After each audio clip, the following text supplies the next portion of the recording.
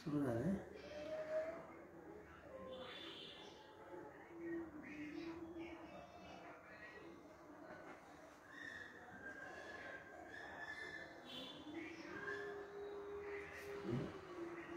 लोकाली की बोलतो आवाज बारीक कर.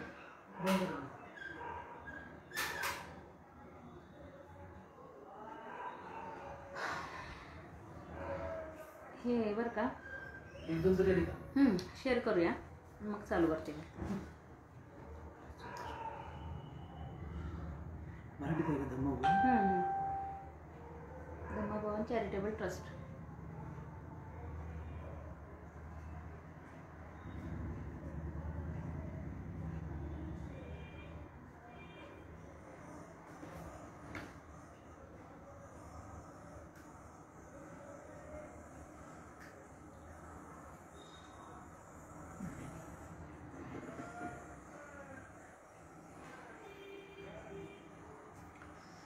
Hello Anil, hello. जरा शेअर करते माझ्या मोबाईलवरनं आणि मग स्टार्ट करते.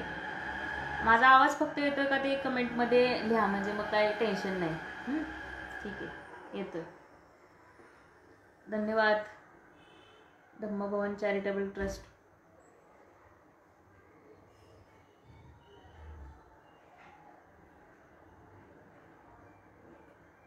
शेअर नाही होणार.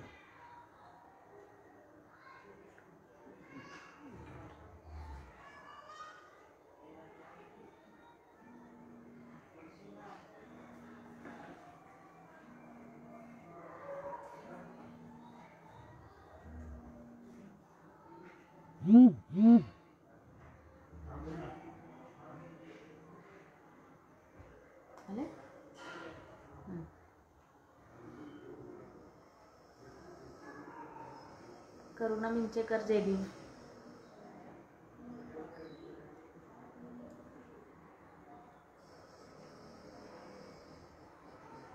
हो आवाज येतोय मला कळलं. थोडे काही 2-3 लोक अजून येऊ देत निदान एक 10 लोक तरी असावीत, मग मी सुरू करते.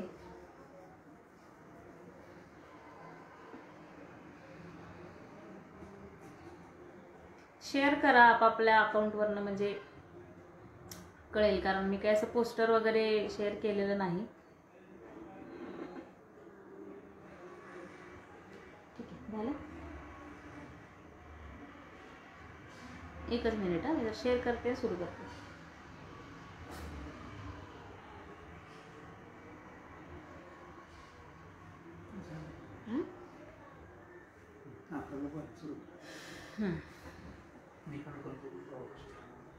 धम्मभवन चॅरिटेबल ट्रस्टचा हा बुद्ध पौर्णिमेनिमित्तचा हा जो उपक्रम आहे, तथागत भगवान गौतम बुद्धांना समजून घेताना, तर हा खूपच चांगला उपक्रम आहे. आणि या उपक्रमाअंतर्गत मला बोलण्याची संधी आपण दिलीत आणि खरं तर एक मोठी जबाबदारी माझ्यावर टाकली. त्याच्याबद्दल सुरुवातीलाच आपल्या सगळ्यांचे आभार व्यक्त करते.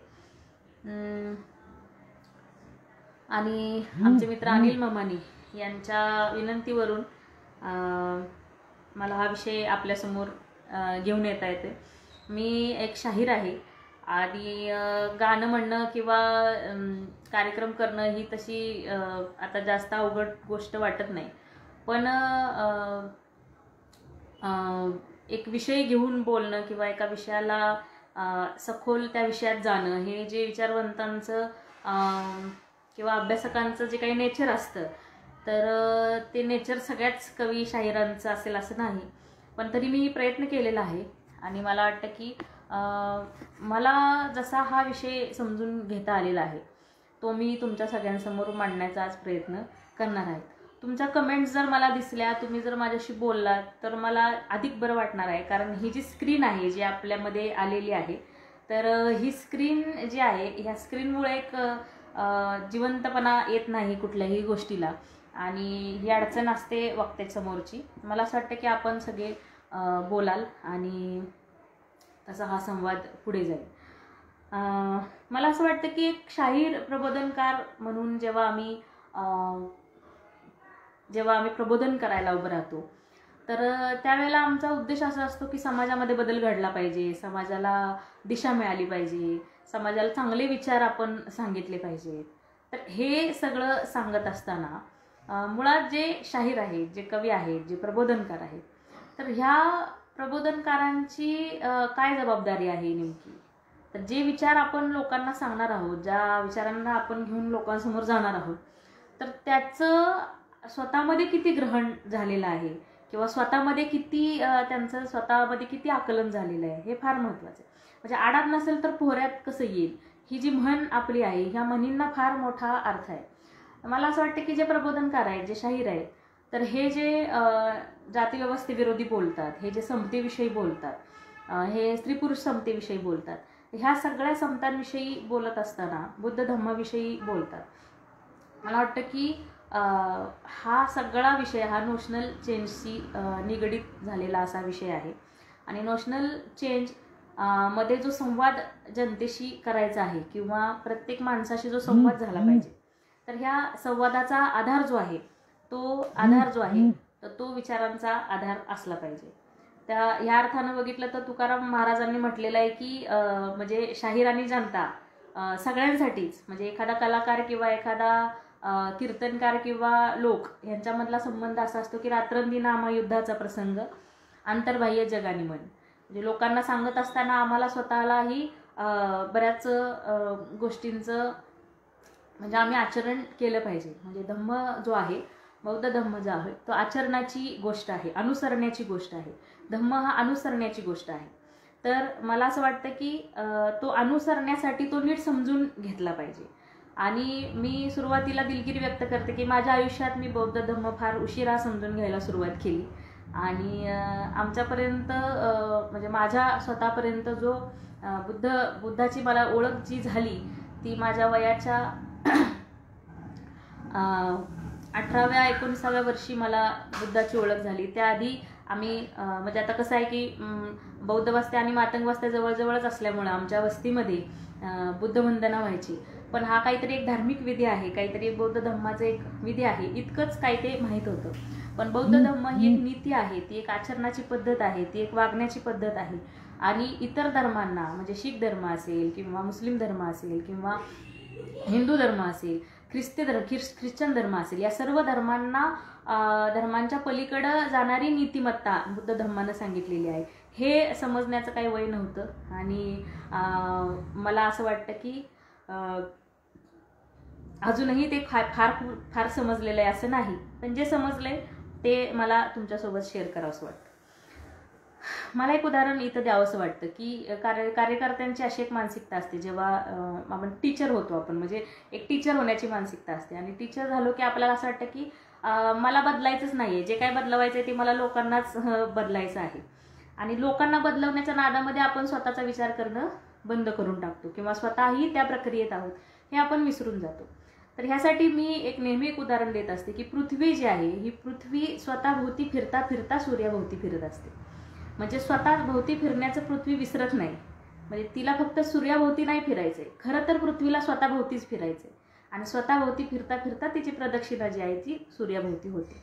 तर हे जे आहे स्वतःभोवती फिरणं, तर मला असं वाटतं की हे फार महत्त्वाचं आहे एक माणूस म्हणून. आणि माणूस म्हणून जेव्हा आपल्याला माणूस म्हणून घडायचं असतं, तर ते करताना हे महत्त्वाचं आहे स्वतःलाही त्या बदलाच्या प्रक्रियेत समजणं. आणि मला असं वाटतं की बुद्ध धम्मामध्ये ह्या सगळ्या गोष्टींना फार महत्त्व दिलेलं आहे की माणसाचं मन कसं घडवलं पाहिजे, माणसानं इतर माणसांशी कसं वागलं पाहिजे, आणि स्वतःमध्ये जे काही विकार आहेत, जे काही दुःख आहे, जे काही यातना आहेत, ह्या सगळ्यांशी माणसानं कसं डील करावं. तर ह्याचा सगळ्यात चांगला विचार कुठल्या धर्मानं जर केला असेल किंवा कुठल्या प्रेषित नाही म्हणता येणार तथागत भगवान गौतम बुद्धांना, पण ज्यांनी केला असेल तर ते तथागत गौतम बुद्ध आहेत. त्यांनी म्हणजे शरद पाटीलही म्हणतात की मार्क्सपेक्षा बुद्धानं मनाचा हा जो सखोल विचार केलेला आहे तर तो फार महत्त्वाचा आहे. आणि ते मला त्या अनुषंगानं मी बुद्ध समजून घेण्याचा प्रयत्न केलेला आहे. आत्ताच्या काळात जर आपण असं पाहिलं तर 1956 नंतर डॉक्टर बाबासाहेब आंबेडकरांनी बौद्ध धम्माची जी दीक्षा देण्याचं जे कार्यक्रम चालवले, तर त्यांना ते सतत चालवायचे होते. ते पुढंही इतर समाजाच्याही कार्यक्रम त्यांना चालवायचे होते, पण तसं होऊ शकलं नाही. आणि एकच मोठा कार्यक्रम जो आहे आणि मुंबईतला कार्यक्रम दुसरा, तर असे एक बौद्ध धम्माच्या दीक्षेचे कार्यक्रम बाबासाहेब करू शकले. तर मला असं वाटतं की बाबासाहेबांनी जो बौद्ध धम्माचा विचार करायला सुरुवात केली आणि त्यातनं पुन्हा भारतामध्ये एकदा बौद्ध धम्माचं पुनरुज्जीवन झालेलं आहे.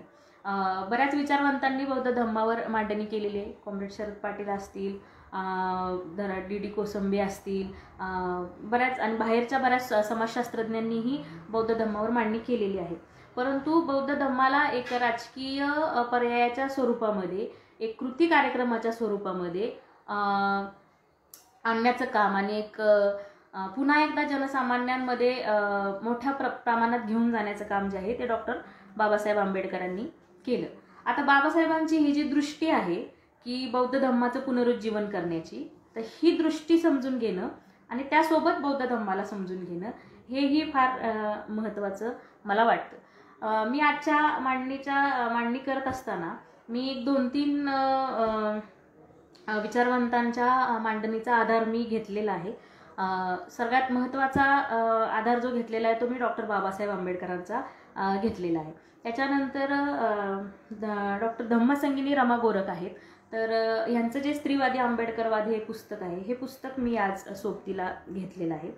आणि दुसरं जे आहे ते एक फार चांगलं पुस्तक आहे, जनवादी धर्म म्हणून, अविनाश सहस्त्रबुद्धेंचं. ह्या एक 2-3 आणि साळुंखेंचं जे आहे ते तथागतांवरचं जे पुस्तक आहे सर्वोत्तम भूमिपुत्र. तर अशा एक 3-4 पुस्तकांचा मी काय म्हणतात त्याला संदर्भ घेतलेला आहे, हे मला इथं सांगणं गरजेचं वाटतं. मी स्वतः एक स्त्री असल्यामुळे आणि धम्मसंगिनी रमा गोरख यांनीही त्याच पद्धतीनं मांडणी केलेली असल्यामुळे स्त्रीवादी म्हणजे स्त्रीवादी स्त्रोत जे आहेत ते आंबेडकरवादामध्ये शोधण्याचा प्रयत्न त्यांनी केलेला आहे. तर हे फार महत्त्वाचं काम धम्मसंगिनी रमा गोरख यांनी केलेलं आहे. तर त्यांची काही निरीक्षणं मांडून मी सुरुवात करणार आहे, मला असं वाटतं.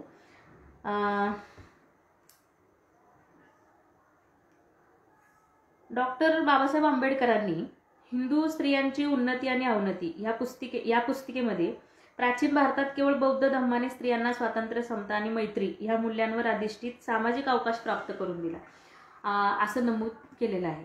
आणि ह्याचाच आधार घेऊन बाबासाहेब आंबेडकरांचा विचार हा कसा स्त्रीकेंद्री आणि स्त्रीवादी विचार होता असं त्यांनी मांडण्याचा प्रयत्न त्यांच्या पुस्तिकेमध्ये केलेला आहे. आता इतर धर्मांच्या बाबतीत जर आपण पाहिलं की इतर धर्मांमध्ये स्त्रियांना जो काही अवकाश होता किंवा त्यांना धर्मगुरू होता आलं का, किंवा त्यांना उपदेश देता आले का, किंवा त्यांना स्वतः धर्माचं अनुसरण करता आलं का, तर ह्या सगळ्या ह्याचं जर आपण ह्याचा तुलनात्मक अभ्यास जर केला तर मला असं वाटतं की बौद्ध धम्मामध्ये स्त्रियांना जी मोकळीक मिळाली, बौद्ध धम्मामध्ये स्त्रियांना उपदेश देण्याचा, स्वतः चारिका करण्याचा, स्वतः परिव्रज्या घेण्याचा जो काही अधिकार मिळाला तो फक्त बौद्ध धम्मामध्ये मिळालेला आहे. आणि त्या काळामध्ये म्हणजे इसवी सन पूर्व 400 वर्षांच्याही आधी जी काही परिस्थिती असेल कुटुंब व्यवस्थेची, जाती व्यवस्था नुकतीच उदयाला येत होती, वर्णव्यवस्था लयाला चालली होती, अशा ह्या सगळ्या संक्रमण अवस्थेमध्ये बौद्ध धर्माचा विकास होतो आहे हे आपण समजून घेतलं पाहिजे. आणि ह्या सगळ्या अवस्थांमध्ये स्त्रियांना कुटुंबाला सोडून, गाव सोडून, त्यांचं शहर सोडून त्यांना स्वतंत्रपणे एका संघाबरोबर राहण्याचा जो अधिकार मिळतो आहे, एका संघामध्ये येऊन त्यांची जी काही आयडेंटिटी असेल, राणी असेल, बाकीचे कुठल्याही छोट्या छोट्या आयडेंटिटी असतील त्या आयडेंटिटी सोडून त्यांना एका भिक्खू संघाची आयडेंटिटी मिळते आणि एक समान पातळीवरचा व्यवहार त्यांना अनुभवायला मिळतो. ही फार महत्त्वाची गोष्ट बाबासाहेबांनी अधोरेखित केलेली आहे की स्वातंत्र्य, समता आणि मैत्री ह्या मूल्यांवर त्यांना सामाजिक अवकाश जो आहे तो प्राप्त झाला.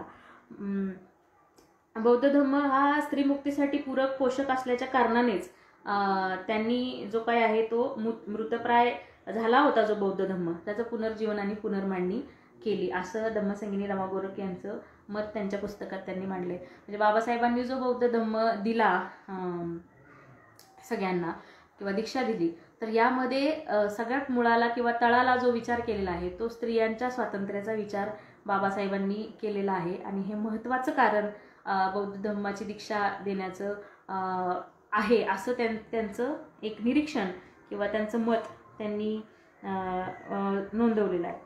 म्हणजे कशाचा नेमका अधिकार मिळाला, तर बायकांना बघा, बायकांच्या तुलनेत जर बघितलं तर धर्मगुरू बनण्याचा अधिकार मिळाला.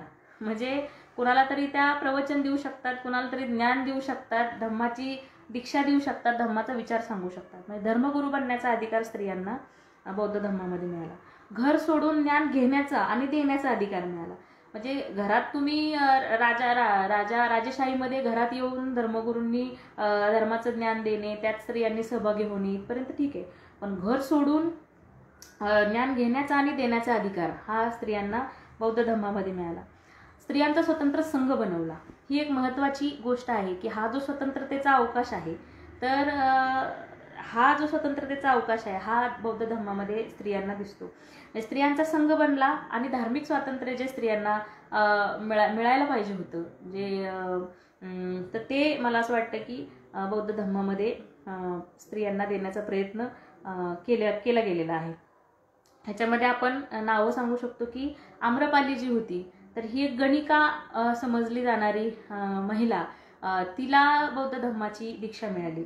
म्हणजे बघा, खूप व्हेरियस टाईपच्या कास्ट आणि खूप व्हेरियस टाईपच्या स्तरांमधनं लोक बौद्ध धर्मामध्ये स्वतःच्या छोट्या छोट्या आयडेंटिटी ज्या आहेत त्या छोट्या छोट्या आयडेंटिटीचं हे करून, म्हणजे त्याग करून एक संघ म्हणून, एक स्वतःचं एक काय म्हणतात त्याला, एक कॉमन ड्रीम म्हणून, एक कॉमन स्वप्न घेऊन जेव्हा माणसं उभी राहतात तर ती आयडेंटिटी ही छोट्या छोट्या आयडेंटिटींपेक्षा मोठी असते. ह्याचं एक सुतवाचच आपल्याला धम्मसंगीनी करतायत. बघा, आम्रपाली गणिका होती, प्रकृती नावाची चांडालिका स्त्री होती. तिची तर मध्ये मध्ये मी गोष्टी पण सांगणार आहे बरं का, म्हणजे ज्या बौद्ध आणि धम्मामध्ये पण आहेत आणि बऱ्याच ह्याच्यामध्ये विखुरलेले आहेत, छोटे छोटे किस्से जे आहेत तथागतांचे ते मी सांगणार आहे. तर प्रकृती ही चांडालिका, तर ही चांडालिका म्हणजे ही पाणी भरताना एकदा आनंद जो आहे भगवान गौतम बुद्धांचा एकदम जवळचा ज्यानं सेवा केली तो भिक्खू आनंद, पाणी प्यायला गेले असताना तिनं पाणी दिलं आनंदला.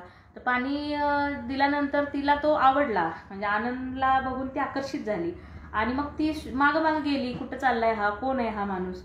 तिनं बघितलं तर भिक्खू संघामध्ये तो जाऊन विहार वगैरे करतो आहे असं तिच्या लक्षात आलं. मग ती घरी येऊन तिनं सांगितलं आईला. तर तिची आई होती मातंगी आणि त्या मातंगीला तिनं सांगितलं की हे बघ, आता हा जो आनंद जो आहे तो मला खूप आवडलेला आहे आणि त्याच्याशी मला लग्न करायचं आहे.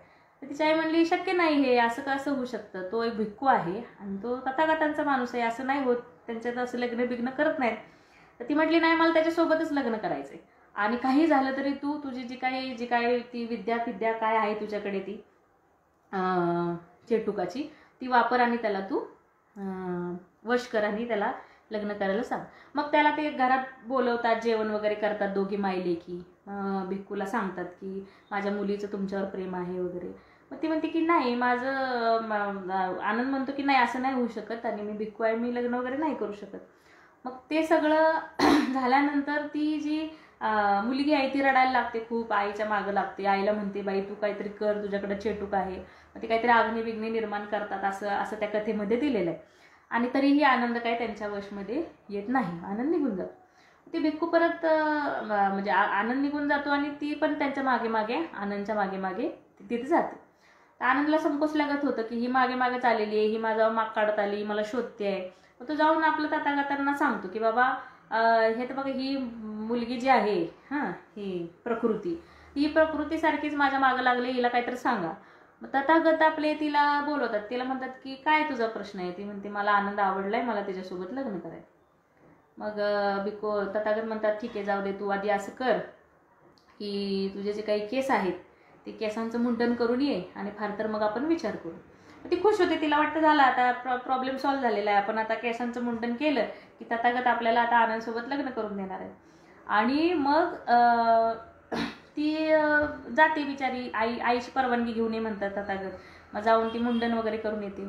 मग मुंडन करून आल्यानंतर तथागत तिला म्हणतात की काय आवडतं तुला आनंदाचं, काय तुला त्याच्यात काय एवढं तुला आकर्षण काय आहे त्याचं. तर काय आवडतं तुला त्याच्या शरीरापैकी? तर ती म्हणते मला नाक आवडतात, कान आवडतात, मला त्याचं बोलणं आवडतं, चालणं आवडतं, सगळंच आवडतं म्हणे. तर मग बुद्ध तिला ते जे काही आहे की शरीर कसं घाणीनं भरलेलं आहे त्याचं तिला ते प्रत्यय देतात की नाक हे घाणीचं घर आहे, कान हे मळाचं घर आहे, डोळे अश्रूंचं घर आहे, शरीर हे मलमूत्राचं घर आहे, असं सगळं तिला समजून सांगतात. आणि मग ते म्हणतात की हे शरीर नश्वर आहे आणि दोन स्त्री पुरुष जेव्हा एकत्र येतात तेव्हा संतती निर्माण होते, संतती निर्माण झाली की दुःख निर्माण होतं, संसार आला की दुःख आलं, हे सगळं सगळं सगळं समजून सांगतात तिला. आणि ते म्हणतात की बघ, म्हणजे हे सगळं ठीक आहे, पण ह्याच्यानंतर तथागत जे तिला सांगतात हे फार महत्त्वाचं आहे. ते म्हणतात की तुला एक संधी आहे. ते म्हणतात की तू एका चांडालिका म्हणजे अस्पृश्य जातीतली तू स्त्री आहेस. तू जर परिवर्जा घेतली, तू जर ह्या सगळ्या मोहातनं पाशातनं जर मुक्त झाली, तर तुला एक आदर्श स्त्री म्हणून मोठ्या मोठ्या महाराण्यांना यांना तुला संदेश देता येईल की हे बघा, हे जग कसं दुःखमय आहे, संसारामध्ये दुःख आहे, हे सगळं सांगता येईल तुला. आणि तुला ती संधी आहे. म्हणजे तिचा जो सामाजिक दर्जा आहे त्या सामाजिक दर्जामधनं तिची जी अवहेलना होते आहे किंवा तिचं जे स्थान आहे त्या स्थानापाशी जाऊन तथागत सांगतात की तिथनं तुला वरती येण्याचा एकच मार्ग आहे, तो म्हणजे बौद्ध धर्माचा संघ. आणि इथं येऊन तू ह्या सगळ्या स्त्रियांची आदर्श स्त्री व्यक्तिमत्व होऊ शकते. असं सगळं समजून सांगितल्यानंतर ती प्रकृती जी आहे ती बुद्धाला शरण जाते आणि ती म्हणते की मला तुमच्यामध्ये घ्या, तुमच्या संघामध्ये घ्या. ही प्रकृती असेल, ही चांडाळ जातीची होती. तर म्हणजे अगदी गणिका चांडालिकापासून ते प्रजापती म्हणजे शाक्य कुळातली डायरेक्ट बुद्धांची पत्नी यशोधरा, शुभा, मुक्ता ह्या ब्राह्मण वर्णातल्या स्त्रिया, अशा सगळ्या स्त्रियांना भिक्खू संघामध्ये यायला मिळालं. पुरुषही भिक्खू संघामध्ये खूप खूप वेगवेगळ्या जातीचे पुरुष आहेत. म्हणजे उपाली न्हाव्याचा आपल्याला हे माहीत आहे. उपाली न्हावी जो आहे, तर उपाली न्हावी आणि शाक्य गणातले लोक एकत्रच दीक्षा घेण्यासाठी आलेले असताना बुद्धानं पहिली दीक्षा जी आहे ती उपाली न्हाव्याला दिली. याचा मागचा आता काय बुद्धाचा विचार असेल बरं, काय थिंकिंग असेल किंवा स्ट्रॅटेजी काय असू शकते बुद्धाची? तर बुद्धाची स्ट्रॅटेजी अशी होती की उपाली न्हाव्याला पहिली दीक्षा दिली आणि नंतर शाक्य कुळातले जे त्याचे जे भाऊबंध होते जे दीक्षा घ्यायला आले होते, तर अगदी घराण्यातले लोक, त्यांना उपाली न्हाव्याच्या नंतर बुद्धानं दीक्षा दिली. म्हणजे ह्याचा अर्थ काय की ज्यानं धम्म आधी ग्रहण केला आहे तो नंतर दीक्षा देताना किंवा त्याचं नंतर म्हणजे उपालीला अधिकार जास्त प्राप्त होतात त्याला आधी धम्मदीक्षा दिल्यामुळं. आणि मग उपाली जो आहे तो शाक्य गणातले जे काही जे म्हणजे राजा महाराजांच्या कुळातनं आलेले जे लोक आहेत त्यांना नंतर तो म्हणजे काय म्हणतात त्याला सिनियर म्हणून म्हणजे थोडक्यात मला ते शब्द आठवत नाहीत, तर एक सिनियर म्हणून उपालीला बुद्ध पेश करतात. तर ही जी स्त्री पुरुष हे दोघेही म्हणजे स्वतःच्या जातींची किंवा लिंगभावाची, म्हणजे मी पुरुष आहे, मी स्त्री आहे, मी चांडाळ आहे, मी न्हावी आहे, मी अमुक आहे, मी तमुक आहे, ह्या सगळ्यांचा त्याग करून एक माणूस असण्याचा शोध घेत जेव्हा स्त्रीत्वाच्या पुरुषत्वाच्या पलीकडे वाटचाल करण्याचं संधी जी आहे किंवा काय म्हणतात त्याला एक अशी संधी त्यावेळेस धम्म संघामध्ये उपलब्ध झाली होती. किती छान! म्हणजे ह्याच्यासारखी भाग्याची गोष्ट, भाग्य वगैरे ह्याला दुसरा शब्द नाही आहे, पण ह्याच्यासारखी ग्रेट गोष्ट काय असू शकते की स्वतःची आयडेंटिटी लेस करून तुम्ही एका समूहाचा भाग होऊ शकता आणि त्याची आयडेंटिटी तुम्ही घेऊ शकता आणि त्यात तुम्हाला आनंद असतो, तुम्हाला मोक्ष प्राप्त झाल्याचा किंवा मुक्ती मिळाल्याचा एक आनंद मिळतो. तर हेही मला वाटतं की बाबासाहेबांनी अधोरेखित केलं की हे जे स्त्रीत्वाचं, पुरुषत्वाचं, जातीचं, छोट्या छोट्या आयडेंटिटीचं जे काही ओझं आहे ते फेकून तुम्हाला संघामध्ये येण्याची संधी असते, म्हणजे बौद्ध धम्मामध्ये. आंबेडकर जे आहेत ते बुद्धाला स्त्रीमुक्तीचा समर्थक आणि स्त्री पुरुष समतावादी नेता म्हणून अधोरेखित करतात. एक वाद खूप, म्हणजे आता त्याच्यावर जास्त मी जात नाही त्याच्यामध्ये, पण महिलांना धम्म संघामध्ये घ्यायचं का नाही ह्याच्यावरनं जो आनंद आणि बुद्धांचा जो काही संवाद झालेला आहे, तर तो संवाद सगळ्यांना माहीत आहे बऱ्यापैकी. आणि त्याच्यामध्ये प्रजापती ज्या आहेत, महाप्रजापती ज्या बुद्धांचा ज्यांनी सांभाळ केला, तर त्या प्रजापती इच्छा व्यक्त करतात की मला भिक्खू संघामध्ये यायचं आहे. आणि काय कुठे कुळ आणि राजा महाराजा सांगाल का? मी काय म्हणते, प्रश्न आपण नंतर तुम्ही घ्या. आता या संदर्भात काही बोलायचं असेल तर आपण बोलूया. तर अशी एक तो संवाद असा आहे की प्रजापती वगैरे येते आणि ती इच्छा व्यक्त करते की मलाही भिक्खू संघामध्ये यायचं आहे. पण ते तथागत 3 वेळा तिला नकार देतात आणि 3 वेळा तिला सांगतात की नाही, असा विचार तू करू नको आणि घराचा, संसाराचा किंवा ह्याचा त्याग करून तुम्हाला धर्माचं कार्य करता येणार नाही, असं ते सगळा संवाद त्यांचा आहे. आणि मग प्रजापती 3 वेळा नाही म्हटल्यानंतर बुद्धानं दुःखी होते आणि रडत थांबते. नाही, परत जाते आणि काशाय वस्त्र वगैरे सगळं मुंडन वगैरे करून 500 स्त्रियांना शाक्य कुलातल्या घेऊन परत येते. प्रजापती परत येते आणि परत बुद्धांना ती म्हणते की आता मला परत मी असं सगळ्या महिलांना घेऊन आलेले आहे आणि आमची विनंती आहे की घ्या. तर बुद्ध परत नकार देतात. मग ती अस्वस्थ होते, रडते, पाय सुजलेले असतात प्रजापतीचे. आनंद तिला भेटतो. आनंद भेटल्यानंतर आनंद तिला विचारतो की काय झालेलं आहे म्हणजे. तर ते म्हणते की मला तथागत नकार देत आहेत, आम्हाला भिक्खू संघात यायचंय, महिलांना प्रवेश देण्यासाठी ते म्हणजे विचार करत आहेत. तर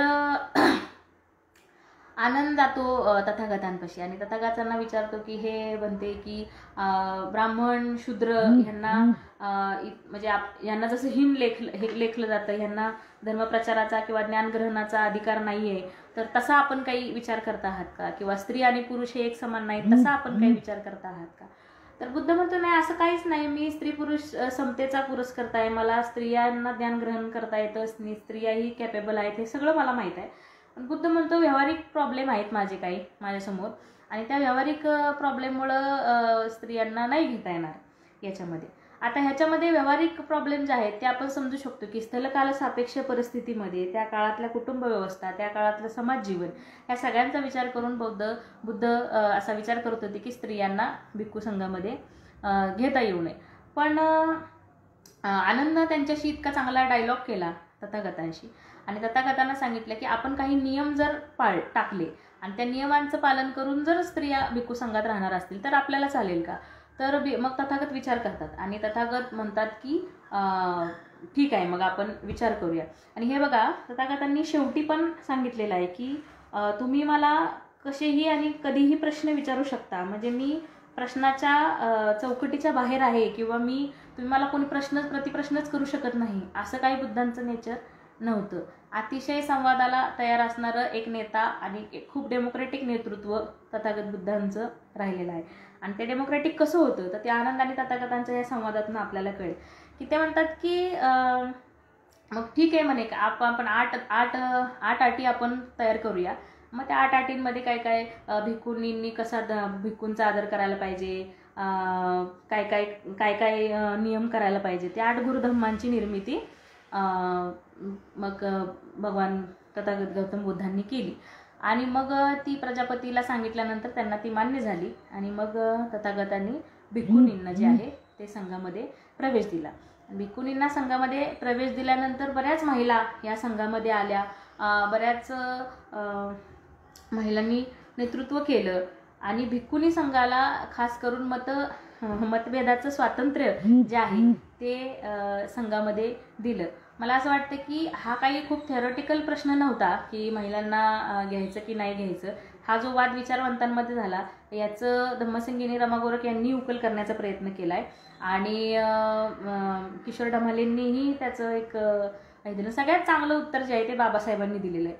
बाबासाहेब म्हणतात की त्यावेळेसचे व्यावहारिक प्रॉब्लेम आणि या सगळ्यांचा विचार करून बुद्ध धम्मामध्ये जे काही विनय होते, म्हणजे विनय म्हणजे काय नियम जे होते ते नियम बनत असताना काहीतरी अडचण समोर आल्यावर त्याचे नियम बनत होते. मग नियम आधीच बनलेले आहेत, सगळं आधीच काही डोक्यात आहे आणि मग झाले असं नाहीये. तर एक कृती करता करता त्याचे विनय बनत गेलेले आहेत आणि त्याचे विनय मग त्याचे जे काही रूल्स आहेत संघाचे ते बनत गेलेले आहेत. तर कॉम्रेड शरद पाटलांनीही याला दुजोरा दिलेला आहे की बुद्ध जो आहे तो स्त्री राज्याचे स्वातंत्र्य, समता आणि मेत्ता ह्या मूल्यत्रयींचं पुनरुज्जीवन करण्याचं श्रेय ते बुद्धाला देतात. आणि ते हे स्पष्ट करतात की बुद्धाने संघबांधणीबाबत स्त्री पुरुष हा भेद केला, पण स्वातंत्र्य, समता, मेत्ता या मूल्यांवर दोन्ही संघांची उभारणी केली. तर हे फार महत्त्वाचं निरीक्षण जे आहे हे शरद पाटील नोंदवताना आपल्याला दिसतं. पण आपल्याला दुसरी बाजूही बघायला पाहिजे की म्हणजे भिक्खुनी संघासाठी खूप चांगले काही नंतर खूप चांगल्या उपाययोजना किंवा गरजेनुसार खूप सवलती ह्या भिक्खू संघामध्ये दिल्या गेल्याचं आपल्याला दिसून येतं. म्हणजे ज्या महिलांना मासिक पाळीचा त्रास आहे तर अशा महिलांना मी एक उदाहरण देते की ज्या महिलांना मासिक पाळीचा त्रास आहे त्या महिलांना भिक्खू संघामध्ये प्रवेश नव्हता. कारण भिक्खू संघ हा सतत चालत फिरत सतत ह्या गावावरून त्या गावावर आणि अगदी वनात रानात झाडाखाली कुठेही राहणारा असा हा भिक्खू संघ होता. स्त्रियांच्या शारीरिक स्थितीचा, स्त्रियांच्या या सगळ्या ह्याचा विचार करून बुद्धांनी काही नियम बनवले. आता ज्यांना मासिक पाळीचा त्रास नाही अशा स्त्रियांना बौद्ध धम्मामध्ये लगेचच संघामध्ये प्रवेश मिळत होता. तर अशा काही म्हणजे इंटरेस्टिंग गोष्टी पण आहेत ह्याच्यामध्ये. तर हे जे नियम बनतात ना एखादं संघटन करत असताना किंवा म्हणजे धम्म म्हणजे काय, संघ हा एक संघटनच आहे ना, म्हणजे बुद्ध हा एक कुशल संघटक आहे असं आपण म्हटलं पाहिजे. आणि he is a great organiser. तर एखादी ऑर्गनायझेशन बांधत असताना किंवा ती चालवत असताना त्याचे नियम कसे बनतात ना, तर ते ज्यांनी ऑर्गनायझेशनमध्ये काम केलेलं आहे, ज्यांनी संघटनात्मक प्रक्रियेत काम केलेलं आहे त्यांना लवकर समजू शकतं की कृतीनुसार आणि समोर जे येईल त्याच्यानुसार मार्ग काढत जावे लागतात. आणि ते मार्ग हे स्थलकाल सापेक्ष बघता पण आले पाहिजेत. म्हणजे त्याला जर तुम्ही न्यायाची नीतीची कसोटी लावाल तर न्यायाची नीतीची कसोटी आपण प्रत्येक युगाला काळाला सेम लावू नाही शकत. म्हणजे एकच न्याय एकच नीती सगळ्या काळांना लागू होत नाही. त्यामुळं बऱ्याच लोकांनी जे बुद्धाला स्त्रीद्वेष्टा किंवा स्त्रियांच्या अधिकाराचं हनन करणारा असं जे काही उभं केलं तर ते तितकंसं म्हणजे न्यायिक नाही. आणि मला असं वाटतं की शरद पाटलांनी जे मांडले ते सर्वोत्तम आहे, त्याच्या पुढे मला काही बोलायचं नाही. तर मला असं वाटतं की हे फार महत्त्वाचं आहे की स्थलकाल सापेक्ष विनय बनवून सांघिक उद्देश, सांघिक स्वप्न बाळगणे काळाची गरज असते. हे सगळं बुद्ध करत होते. आता महत्त्वाचं जे आहे की म्हणजे जे शरद पाटील म्हणतात की दोन्ही संघ ज्या स्वातंत्र्य, समता आणि मेत्ता म्हणजे लोकशाही ह्या त्रिसूत्रींवर आधारलेलं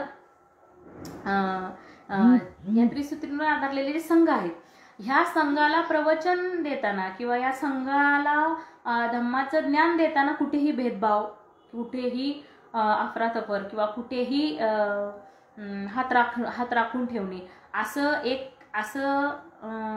असं काही केलेलं नाही.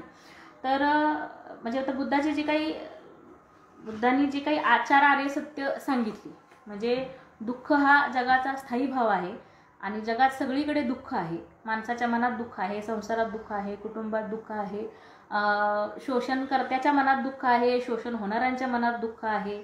आणि हे सगळं जे दुःख आहे या दुःखाचा विचार करण्यासाठीच बुद्धांचं संपूर्ण आयुष्य हे पणाला लागलं होतं. आणि त्यांना जी ज्ञानप्राप्ती झाली त्या ज्ञानप्राप्तीमध्ये त्यांना 4 आर्य सत्य सापडली. आणि ती 4 आर्य सत्य आपल्या सगळ्यांना माहीत आहे की दुःख आहे, दुःखाला कारण आहे, दुःखाचं मूळ तृष्णा आहे. दुःख घालवता येतं का, तर हो घालवता येतं. म्हणजे नुसतंच फॅक्ट फाइंडिंग करून बुद्ध थांबलेले नाहीत की हा हे फॅक्ट आहे आणि हे समजून घ्या असं नाही आहे.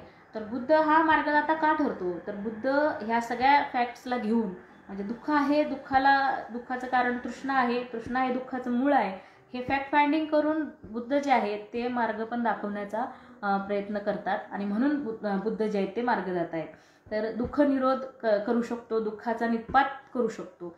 आणि दुःखाचा निपात करण्यासाठी दुःखाचा निपात करणारा जो मार्ग आहे तर तो जो मार्ग आहे तर तो मार्ग बुद्ध जे आहेत ते अष्टांगिक मार्ग आहे असं सांगतात.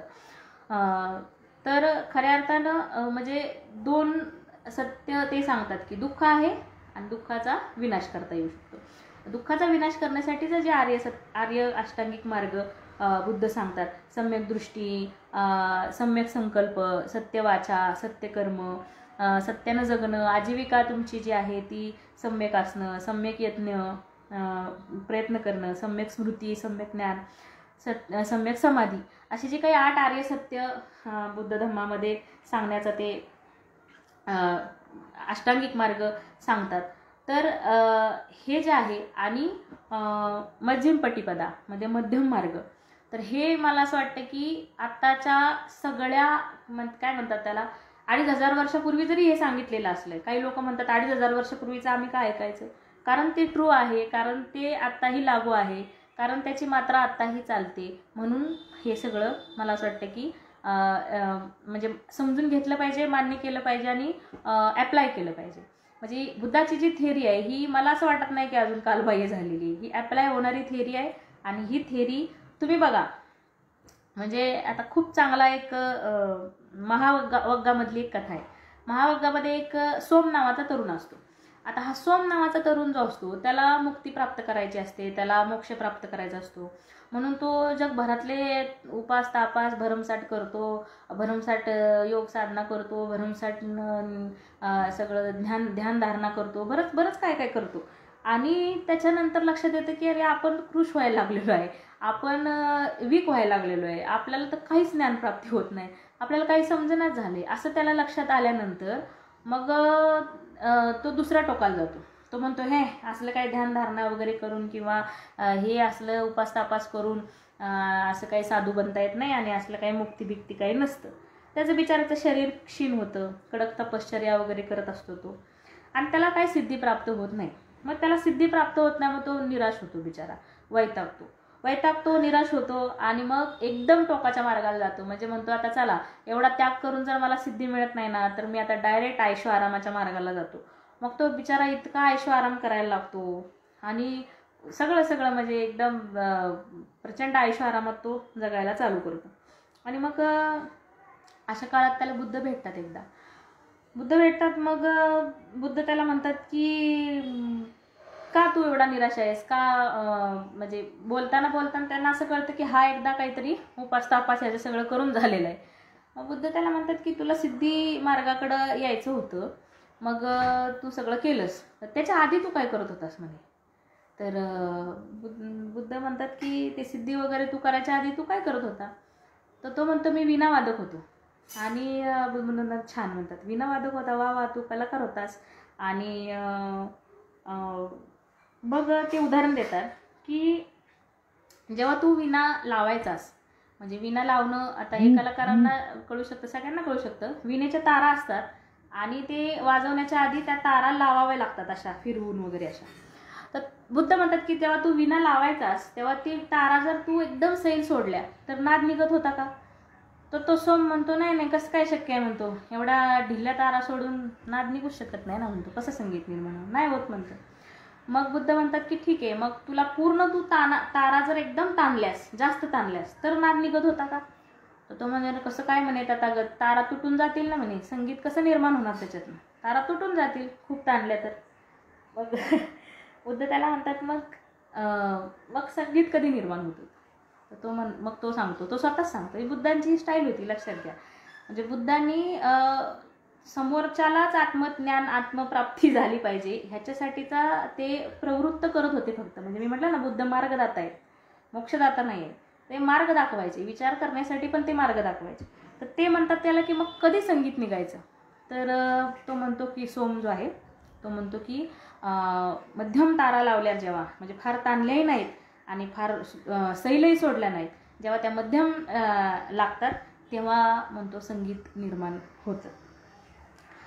तर मग बुद्ध त्याला म्हणतात की तारा फार ताणल्या नाहीत आणि फार ढिल्याही सोडल्या नाहीत, बेताच्या ठेवल्या तर त्यातनं जसं तुझं कर्णमधुर संगीत निर्माण होतं तसंच आयुष्याचंही आहेत. म्हणतात की फार ताणलंही नाही आणि फार सैलही सोडलं नाही आणि मध्यम मार्गाचा जर स्वीकार केला तर सुख निर्माण होऊ शकतं, दुःखाचा काय म्हणतात त्याला निचरा होऊ शकतो. असा एक मध्यम मार्ग बुद्ध सांगतात. आणि हा मध्यम पट्टीपदा जे आहे ते मध्यम पट्टीपदा म्हणजे हाच मध्यम मार्ग आहे.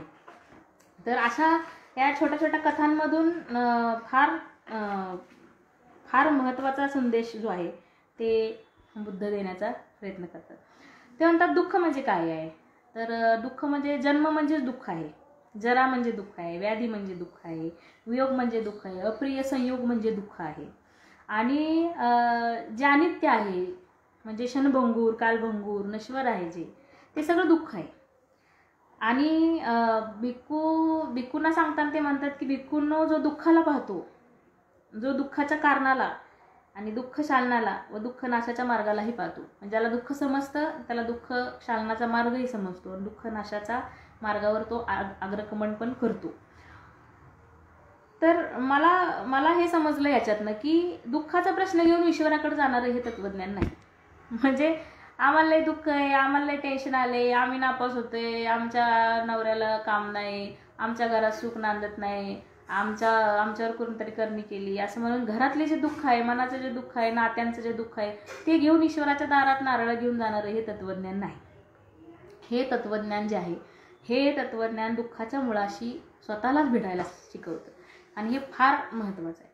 म्हणजे तुम्ही माणूस होता म्हणजे काय होता हो नेमकं, म्हणजे तुम्हाला 4 हात आहेत, आपलं 2 हात आहेत, 2 पाय आहेत, इतर प्राण्यांसारखे तुम्ही ह्या निसर्गतलावर वावरता, तुम्हाला बुद्धीचा तुमचा विकास झाला आहे, म्हणजे नेमकं काय झाले, म्हणजे माणूस झालाय म्हणजे नेमकं काय झाले. तर अजून माणूस आपण खऱ्या अर्थानं व्हायचो आहे.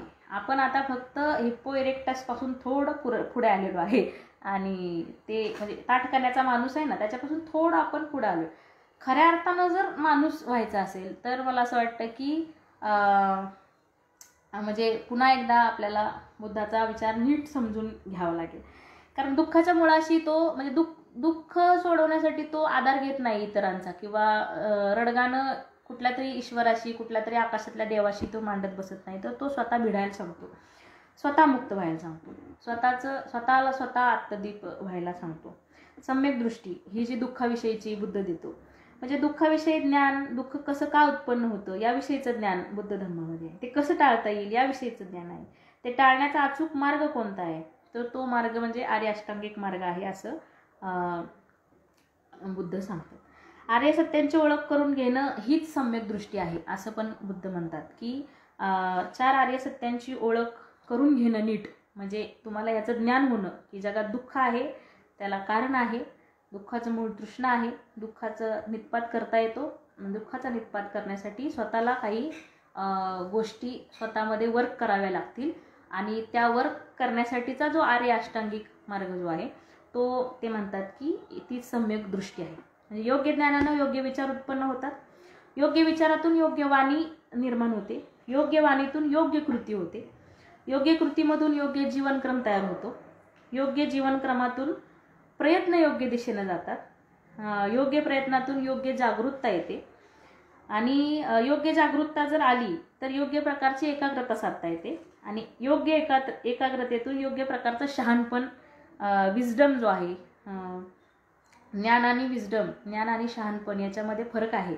ज्ञान हे माहितीचं संकलनही असू शकतं, ज्ञान हे माहितीचं संचितही असू शकतं, पण विजडम जो आहे तो विजडम हा माहितीच्या पुढे जाणारा, ज्ञानाच्या पुढे जाणारा हा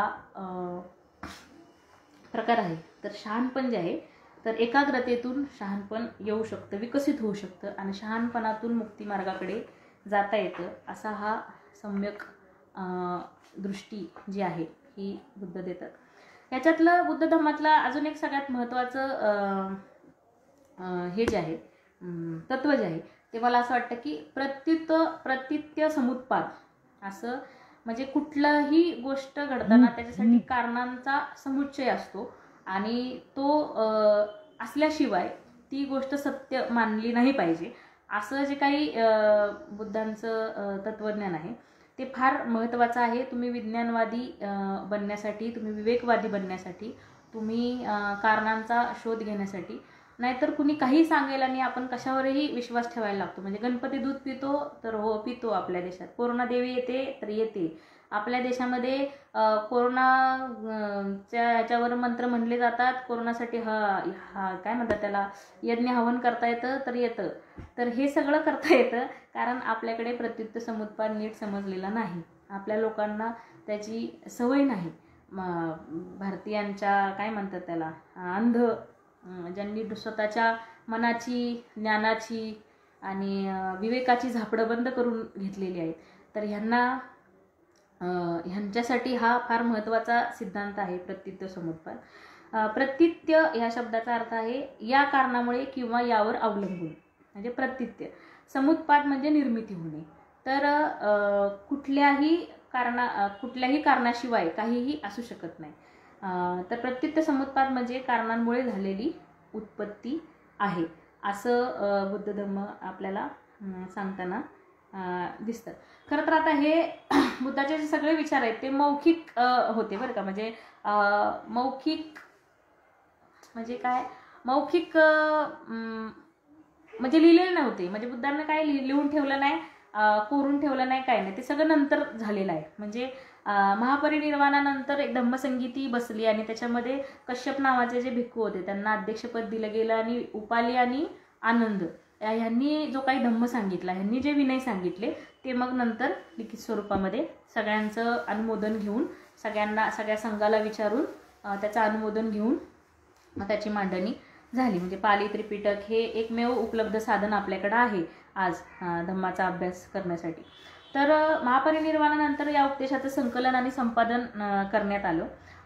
बुद्धाचा उपदेश हा खरं तर स्वानुभवावरच आधारित आहे. म्हणजे तो उपदेश हा काहीतरी काय माहिती बुद्धाला सुचलं आणि डोक्यात आलं आणि म्हणून काहीतरी सांगितलं असं अजिबात नाही. तर प्रत्येक गोष्टीचा स्वानुभव बुद्ध घेतात आणि मगच ते इतरांना सांगतात. तर ह्यात फार महत्त्वाची गोष्ट अशी जी आहे की म्हणजे जी बाबासाहेबांनी सांगितली की बुद्धांनी उत्तराधिकारी त्यांचा नेमला नाही.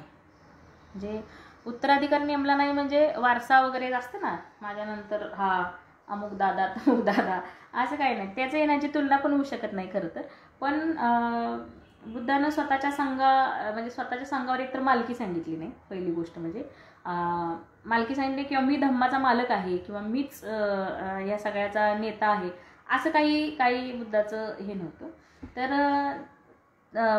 महापरिनिर्वाणाच्या आधी ते आनंदशी बोलताना त्यांनी सांगितलं की बघा तुम्हाला दुःख होईल, तुम्हाला खूप त्रास पण होईल मी गेल्याचा, आणि आपला प्रवर्तक गेला असं तुम्हाला वाटू शकतं, आम्हाला आता शास्ता नाही असंही वाटू शकतं. पण आनंद तुम्ही मुळीच असं समजू नका. तुम्हाला जो धम्म आणि विनय मी सांगितला आहे तोच परिनिर्वाणानंतर तुमचा शास्ता असेल. म्हणजे शास्ता ह्या अर्थानं म्हटलेलं आहे त्यांनी की रूल आणि एक नियंत्रणच्या स्वरूपामध्ये.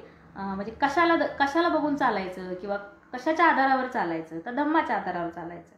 तर म्हणजे आता बुद्ध गेल्यानंतर, बुद्धांचं परिनिर्वाण झाल्यानंतर, महापरिनिर्वाण झाल्यानंतर तुमचा जो शास्ता असेल ते सांगतात की माझे विचार किंवा धम्म जे आहे तेच शास्ता असणार आहेत. आता हे फार महत्त्वाचं हे आहे. म्हणजे कसल्याही प्रकारच्या भक्तीतनं बाहेर येण्यासाठी हे समजून घेणं फार महत्त्वाचं आहे असं मला वाटतं. तर तथागतांनी स्वतःला कधीही मार्गदर्शक समजलं नाही, मार्गदर्शक मानलं नाही, मोक्षदाता मानलं नाही. ते स्वतःला म्हणायचे की मी मार्गदर्शक आहे, गाईड आहे, आय एम गाईड असं ते सांगायचं. तर हे जे म्हणजे मोक्ष आणि मुक्तिदाता ह्याच्यातलं जे अंतर आहे, हे अंतर बाबासाहेब बौद्ध आणि धम्माच्या सुरुवातीलाच मला असं वाटतं मांडतात की इतर धर्मांचे जे प्रेषित होते, जे देवदूत होते, येशू ख्रिस्त असतील, मोहम्मद पैगंबर असतील, तर ह्या सगळ्यांनी साक्षात्कार म्हणजे हे आम्ही देवाचे कोणीतरी आम्ही आहोत आणि मग आम्ही तुम्हाला संदेश द्यायला आलेलो आहे देवाचा, असं एक होतं. म्हणजे प्रेषित होते ते. तर यांनी मुक्तीचं आश्वासन घेऊन आले होते की तुम्ही असं वागाल तर आम्ही स्वर्गात नेऊ, तुम्ही असं वागाल तर तिथं तुमची सोय नरकात नाही होणार, असं सगळं घेऊन ते आले होते. बुद्ध हे काही सांगत नाही. बुद्ध सांगतो की मी मुळात तुमचा मार्गदाता आहे, मी मोक्षदाता नाही. आता ह्याच्यासाठीचं एक खूप छान ब्राह्मण मोगलान गणक एक होता, हिशेब ठेवणारा गणक. तर तो मोगलान जो आहे तो मोगलान आहे ना, तो मोगलांची एक गोष्ट तुम्हाला सांगते थोडक्यामध्ये. तर तो म्हणतो की म्हणतो बुद्धाला म्हणतो की हे जे ब्राह्मणांचे वेगवेगळे पंथ आहेत, म्हणजे मुक्तीसाठी ते पण अभ्यास करतायत, ते पण तपाला वगैरे बसतात, तर ते सगळे सांगतात की आमचा सगळ्यांचा मार्ग जो आहे तो ब्रह्माकडे जातो. तर ब्रह्माकडे जाण्याचा त्यांचे सगळे रस्ते वेगवेगळे असले तरी मार्ग त्यांचा म्हणजे त्यांचं पोचण्याचं ठिकाण हे ब्रह्म आहे आणि ते त्याचा साक्षात्कार घडवतात आणि ब्रह्म आहे असं ते सांगतात. मग तथागत म्हणतात हे तुला मान्य आहे का की ब्रह्म आहे आणि सगळ्या वेगवेगळ्या मार्गांनी गेलं तरी ब्रह्म सापडतो, हे तुला मान्य आहे का? तर तो म्हणतो हो मान्य आहे. तर मग बुद्ध त्याला प्रतिप्रश्न करतात आणि बुद्धांची ही स्टाईल होती, बुद्धांनी कधीही सरळ उत्तर दिलेलं नाही, बुद्ध प्रतिप्रश्नातूनच समोरच्याला उद्बोधित करायचे. तर बुद्धांनी त्याला विचारलं की हे बघ, ब्रह्म आहे तर तो भेटला आहे का? तर ते म्हणे नाही, ब्रह्म असं काय दिसत नाही, ब्रह्म आहे म्हणे, फक्त म्हणजे भेटलाय का, दिसलाय का? म्हणे नाही. मग ब्राह्मणांचे जे गुरु आहेत म्हणजे ज्यांनी 3 वेदांची निर्मिती केली त्या लोकांना तरी ब्रह्म भेटलाय का? तर ते म्हणे नाही भेटलेला, असं काही नाही म्हणे. मग तथागत म्हणतात जी गोष्ट सत्याच्या आधारावर खरी उतरत नाही, म्हणजे सत्याच्या कसोटीवर खरी उतरत नाही, ती गोष्ट तुम्ही आहे असं कसं मान्य करता? तर तो ब्राह्मण मग म्हणतो की हो बरोबर आहे, हे पण बरोबर आहे तुम्ही जे सांगताय ते. तर मग ते आपले जे तथागत आहेत त्याला एक छान उदाहरण देतात. ते म्हणतात हे बघ, आंधळ्यांची एक लाईन असते म्हणे आणि एक लाईनमध्ये आंधळे चालतात आणि पहिला जो आंधळा आहे ना त्याला बी मार्ग सापडलेला नसतोय, तो बी आंधळाच, मधला जो असतोय तो बी आंधळाच आणि शेवटचा जो असतोय तो बी आंधळाच, पण लाईनमध्ये चालतात आणि लाईनमध्ये चालतात आणि त्याला कुणालाच मार्ग सापडलेला नसतो. तर असे जे काही लाईनमध्ये चालणारे आंधळे आहेत, तर हे म्हणजे इतर जे पंथ आहेत जे जे दावा करतायत की आम्हाला ब्रह्म भेटला, तर असे जे भटकलेले पंथ आहेत ते अंध आहेत, ज्यांना कुणालाच मुक्तीचा मार्ग सापडलेला नाही, असं उदाहरण देतात. अजून एक छान उदाहरण देतात ते म्हणतात की हे म्हणजे असं आहे, ब्रह्म सापडला किंवा ब्रह्म आहे असं म्हणणं म्हणजे असं आहे की जी स्त्री नाहीच, म्हणजे ज्या स्त्रीला कधी बघितलंच नाही तुम्ही, जी स्त्री कल्पनेतच आहे, अशा स्त्रीवर नितांत प्रेम केल्यासारखं आहे ते म्हणतात. आता ही किती महत्त्वाचं उदाहरण आहे. ते म्हणतात की अशा स्त्रीवर प्रेम करायचं की जी स्त्री अस्तित्वातच नाही, म्हणजे असं केल्यासारखं आहे, असं तथागत जे आहे हे उदाहरण देतात. आता हे फार मजेशीर उदाहरण आहे, हे समजणं फार गरजेचं आहे. ह्याच्यानंतर ते म्हणतात की बरं ठीक आहे, तो ब्राह्मण म्हणतो की तथागत तुमचा भिक्खू संघ एकच आहे, तुमचा धम्माचा विचार जो आहे तो पण एक आहे आणि तुमच्या संघातले जेवढे भिक्खू आहेत ते सगळेच म्हणे मोक्षाला जातात का? ते सगळेच निब्बाण प्राप्त करतात का? ते सगळेच धम्माचा विचार एकसारखा समजून घेतात का? तर बुद्ध म्हणतात नाही. तर काही लोक नाही जात निब्बाणापर्यंत, काही लोकांना नाही समजत धम्म, ते आहेत संघामध्ये पण नाही त्यांना आचरण हो. तर मग बुद्ध त्याला प्रतिप्रश्न विचारतात. ते म्हणतात की तो तिथं राजगृह आहे आणि राजगृहापर्यंत पोहोचण्याचा रस्ता जर तू एखाद्या वाटाड्याला सांगितला, म्हणजे 2 वाटाडी आहेत, एका वाटाड्याला तू जर राजगृहापर्यंत जाण्याचा रस्ता नीट सांगितला व्यवस्थित, ह्याच्यानंतर इथं वळायचं तिथं वळायचं तसं वळायचं, आणि हे सगळं नीट समजून सांगितल्यानंतरही जर तो माणूस भरकटला किंवा पोचलाच नाही राजगृहापर्यंत, तर असा एक व्यक्ती. आणि दुसरा व्यक्ती ज्यानं तुमचा संदेश नीट ग्रहण केला, तुमचा उपदेश नीट ग्रहण केला आणि त्यानं तो पोहोचला राजगृहापर्यंत, जसा पत्ता सांगितला होता त्या पत्त्यावर नीट पोहोचला, अजिबात भरकटला नाही, विसरला नाही, काय नाही. तर ह्याच्यामध्ये जो नाही पोहोचला त्याच्याविषयी तू काय सांगशील? तर तो ब्राह्मण म्हणतो की हे बघा, मी तर पत्ता सांगायचं काम नीट केलं होतं, पोहोचला नाही तर त्याचा प्रश्न आहे म्हणतो. बुद्ध म्हणतो अरे बाबा मग मी पण हेच करतोय.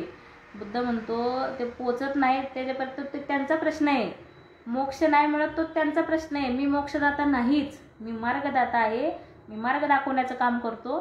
त्या मार्गावर चालायचं नाही चालायचं, मोक्षापर्यंत जायचं नाही जायचं, हा सगळा जो भार जो आहे तो मी समोरच्यावर टाकून रिकामा होतो. आणि ही फार एक चांगली गोष्ट म्हणजे ह्याच्यामध्ये बुद्ध धम्माच्या पुस्तकांमध्ये आहे की ते कसे स्वतःला मार्गदाता म्हणून सिद्ध करतात. बुद्ध म्हणतात की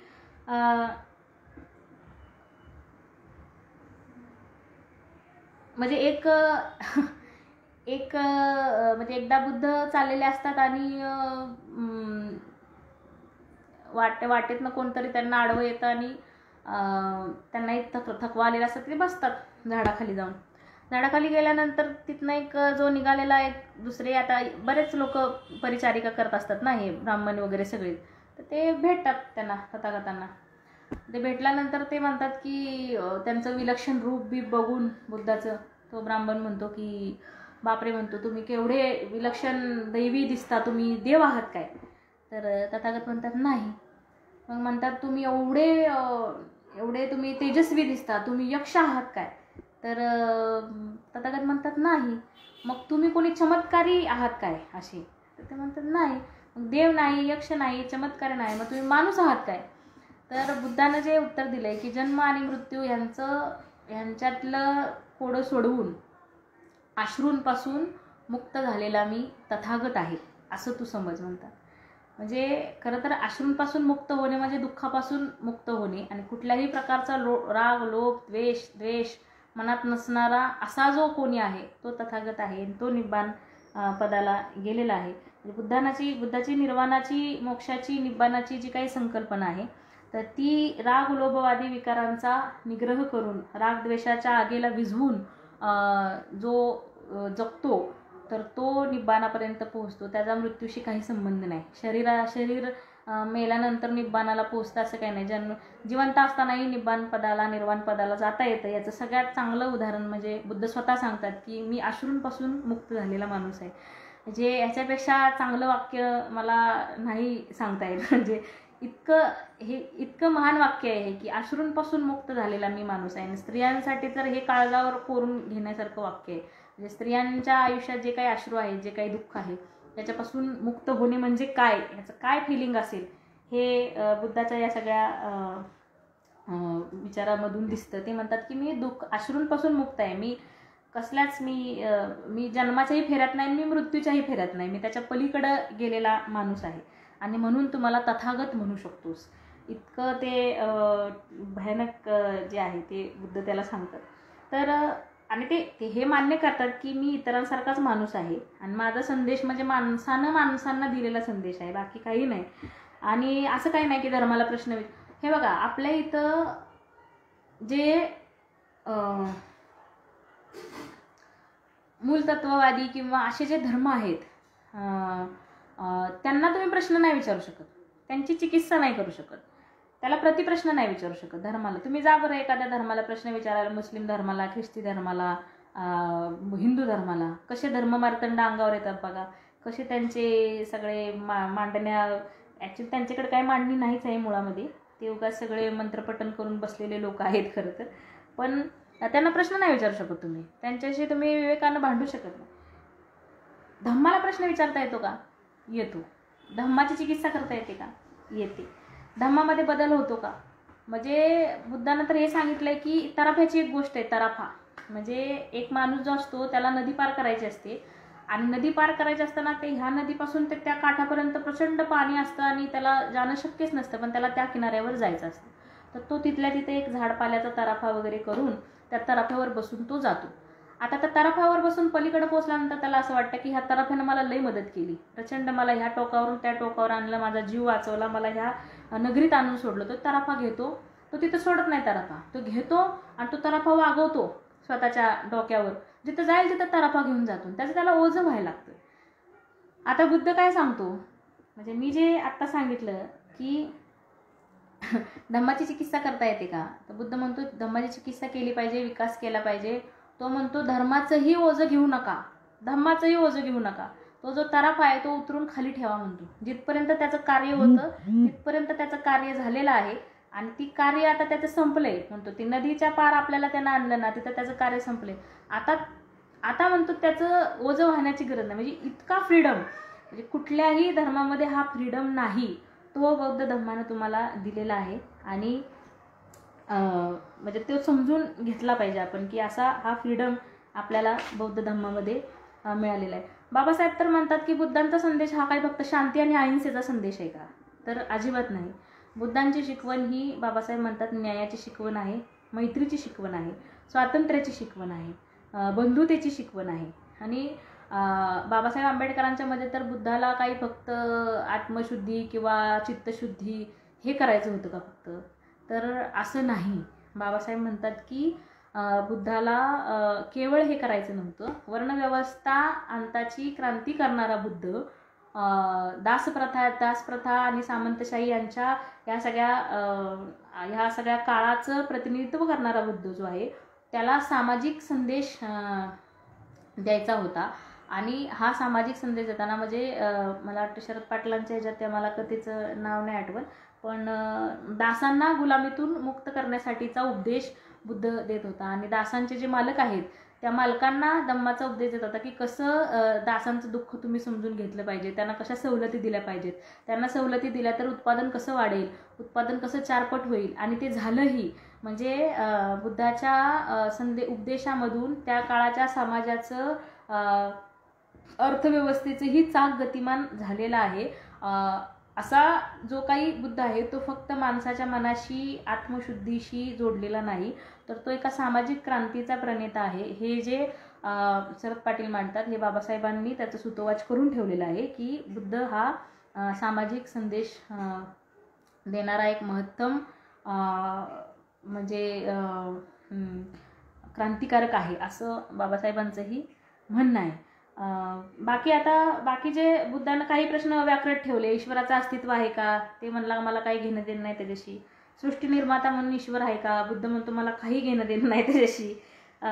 त्याची छोटीशी एक गोष्ट आहे खरं तर, आता ती म्हणजे खरं वेळ नाही आहे तेवढा, पण 62 आणि भारद्वाज ह्या ब्राह्मणांसोबत केलेला संवाद आहे बुद्धाचा, खूप छान आहे. तर तो म्हणतो तो हरवतोच बुद्ध त्या संवादात त्यांना. तो म्हणतो की ईश्वरानं निर्मिती केली जगाची, तर मग जगाची निर्मिती करताना काहीतरी असेल ना, म्हणतो का कल्पनेतनंच सगळं निर्माण झालं असं. आणि एक छोटी गोष्ट अशी आहे की भेटतात आणि ते सांगतात की म्हणतात की स्वर्गापर्यंत जाण्याचा मार्ग तुम्हाला माहीत आहे का. बुद्ध म्हणतो स्वर्गच मला माहीत नाही. म्हणतो मला स्वर्गापर्यंत जायचं म्हणजे काय, मी नाही ओळखत स्वर्ग काय आहे, मला नाही माहीत स्वर्ग बिर्ग काय.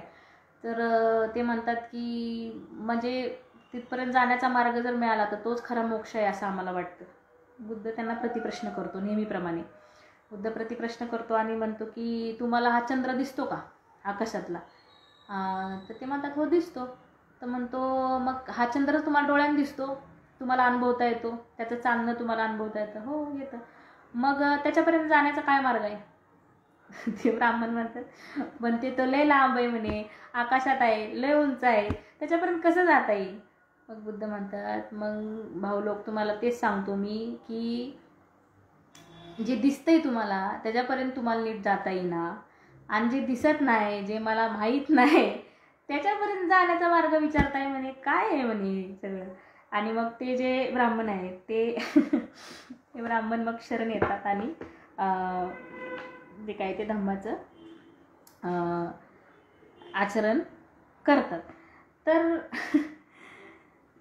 हे फार मजेशीर आहे. म्हणजे लोकांना कसं कळत नाही किंवा का कळून घ्यायचं नाही काहीच माहीत नाही. आता तुम्हाला कोरोनाचं उदाहरण मी परत का देते, कारण ते नीट समजू शकतं. म्हणजे आता कोरोना जावा म्हणून यज्ञ घालणारी जी माणसं आहेत त्यांच्या मेंटॅलिटीमध्ये नेमकं काय असेल, काय विचार करत असतील ती, विचार करा बरं, काय त्यांच्या मागं विचार असेल. किंवा हे जे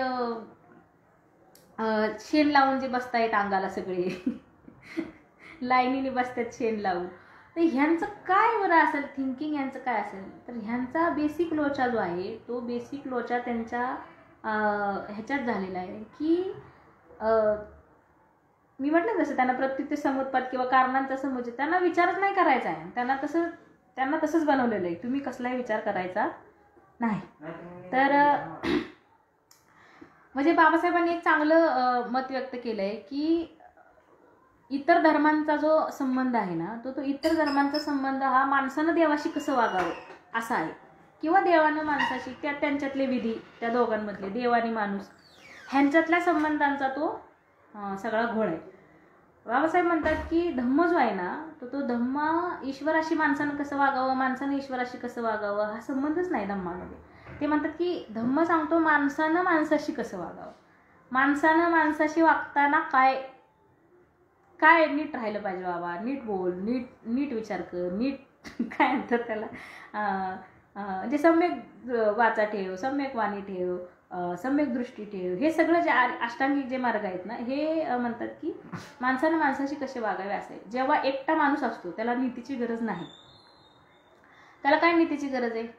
आता हे जे आपले जे बोंगळे साधू फिरतात, काय त्यांचं नाव आहे ते, कसले साधू आहेत ते, काय त्यांचं नाव, स्मशाना बिशानात राहतात, काय त्यांचं ते मला आठवत नाही आता. पण असे जे काही एकटे फिरणारे असतात समजा, येडे बिडे, ह्यांचा नीतीचा काय संबंध आहे का? म्हणजे ह्यांना काही नियम बियम तुम्ही लावू शकता का? नाही लावू शकत. पण जेव्हा दोन माणसं एकत्र येतात, जेव्हा दोन माणसं समोरासमोर येतात, तेव्हा तो नीतीचा प्रश्न निर्माण होतो. तेव्हा माणसाचे कसे वागावे, माणसानं माणसाची, याची एक नीतिमत्ता ठरते, नियम ठरतो. त्यालाच विनय म्हटलेलं आहे धम्मामध्ये. आणि तो विनय, ती नीती म्हणजे धम्म. म्हणजे माणसं जेव्हा एकत्र येतात तेव्हा त्यांना नीतीची गरज आहे. माणसं जेव्हा समूहात येतात तेव्हा त्यांना धम्माची गरज आहे. माणसं जेव्हा एकत्रितपणे काही कृती करतात तेव्हा त्यांना विनयाची गरज आहे. तर धम्माची गरज का आहे? तर माणसानं माणसाशी कसे वागावे ह्याचं सर्वोत्तम मांडणी जर कुठल्या धर्मात केली असेल तर ती बौद्ध धर्मात केलेली आहे तथागतांनी. धम्माचा हेतू हा माणसाने कसे वागावे याची शिकवण देणारा आहे, असं बाबासाहेबांचं मत आहे. आणि ते फार महत्त्वाचं आहे असं मला वाटतं. आता शेवटाकडे येताना मला हे सांगावंसं वाटतंय की बघा, बाबासाहेबांमध्ये आणि बुद्धामध्ये एक हे आहे बरं का, म्हणजे एक साम्य आहे. म्हणजे बोधिसत्व आपण का म्हणतो बाबासाहेबांना? कारण बाबासाहेबांनी म्हणजे बुद्धानं जे अव्याकृत प्रश्न ज्यांनी विचारले ना बुद्धाला येऊन सारखं, की काय म्हणतात त्याला, ईश्वर आहे का, ईश्वराची निर्मिती कशी झाली, अमुक कशी झाली, तमुक कसं झालं, हे जग कसं निर्माण झालं, हे सगळं जे विचारण्याचा प्रयत्न बुद्धाला,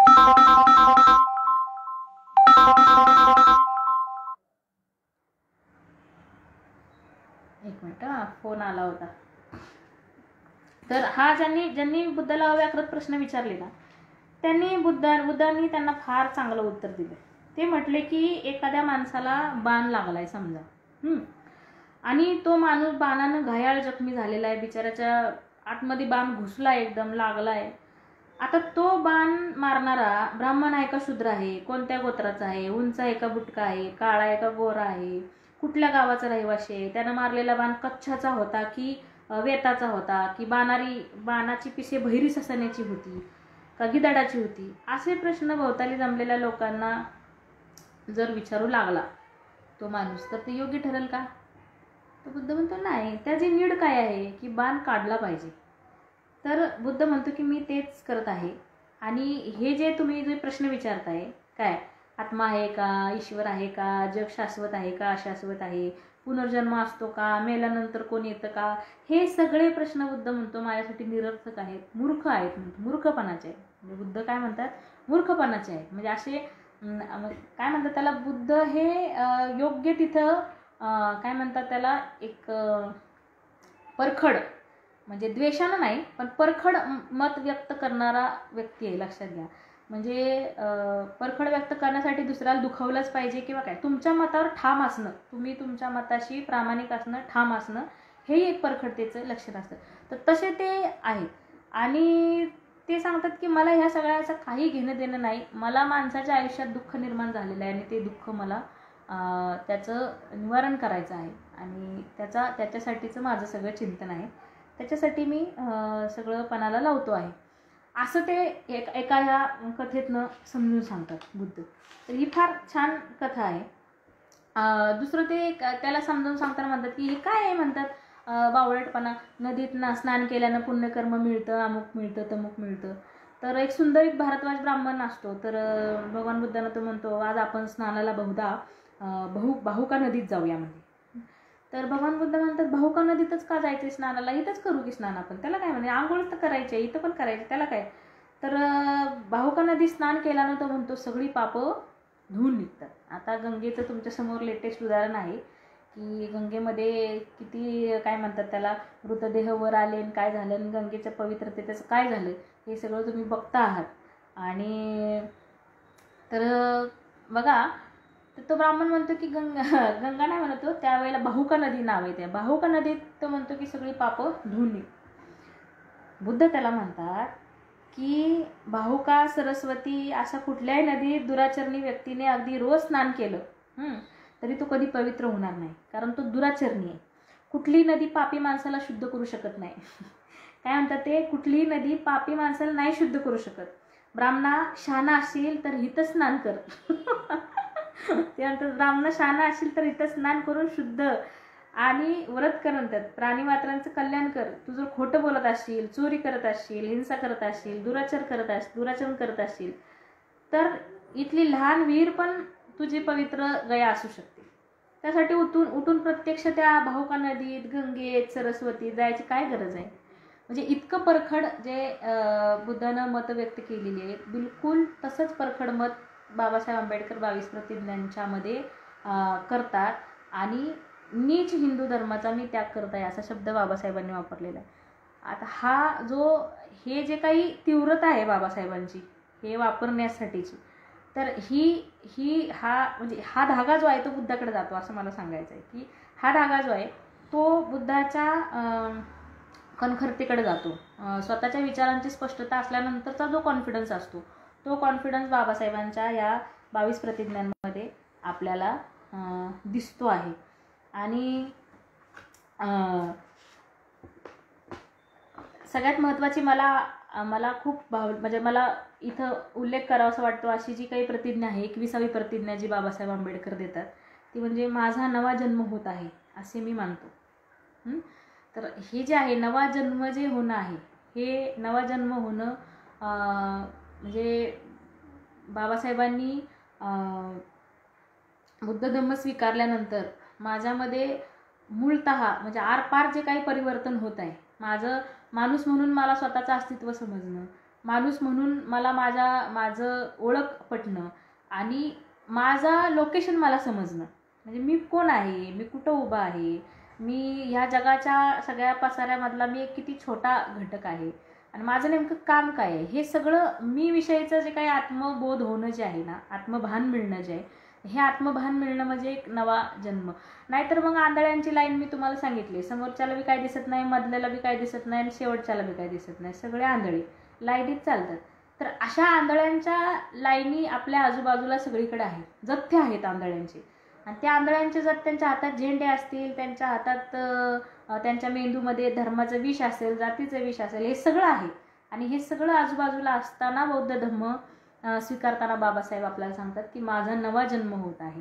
आणि ही जी प्रतिज्ञा आहे, ही प्रतिज्ञा घेताना खरोखर म्हणजे बौद्ध धम्म कळल्यामुळे किंवा बौद्ध धम्माचं आकलन झाल्यामुळे ज्या नव्या जन्माची प्रचिती येते, ही प्रचिती येणं म्हणजे माणूस बनण्याकडं टाकलेलं पहिलं पाऊल आहे असं मला वाटतं. आणि म्हणून म्हणजे त्याचंच तुकाराम पण त्याच संदर्भात म्हणतात की मी चिमजवे आलो आणि आपुलिया पोटा आलो. तर हे जे म्हणजे तुकारामही एक प्रकारचे बोधिसत्वच आहेत. म्हणजे कबीर असतील, तुकाराम असतील, यानंतरचे जे संत आहेत, संत रोहिदास असतील, हे सगळे बोधिसत्व आहेत. आणि ह्यांच्या दोह्यांमध्ये, अभंगांमध्ये हा जो विचार आलेला आहे हा बुद्धाचा विचार आहे. मी चिमजवे आलो, आपुलिया पोटा आलो, तुकाराम महाराज म्हणतात. आता सगळ्यात महत्त्वाचं म्हणजे एक मला न राहता सांगावीशी वाटते म्हणून मी ती गोष्ट सांगते. सारीपुत्त आणि बुद्ध यांचं जे काही एक नातं होतं ना, की सारीपुत्त आणि बुद्ध म्हणजे किती डेमोक्रॅटिक नेतृत्व असायला पाहिजे किंवा किती म्हणजे लोकशाहीच म्हणता येईल, किती डेमोक्रॅटिक नेतृत्व असायला पाहिजे. सारीपुत्त आणि बुद्ध एकदा चाललेले असतात परिचारिका करायला. तर त्यावेळेला सारीपुत्त अशी व्यक्त करतो आणि सारीपुत्त हा बुद्ध त्याला खूप महत्त्वाचं समजायचे. म्हणजे ज्या गावात सारीपुत्त प्रवचन द्यायला गेलाय त्या गावात बुद्धाला जायची गरज नव्हती, इतका तो महत्त्वाचा होता सारीपुत्त. म्हणजे त्या बुद्धाला वाटायचं की सारीपुत्त गेलाय ना, मग मला काय तिथे जायची टेन्शन नाही, मी दुसरीकडे जाईल. तर ते गेल्यानंतर फिरताना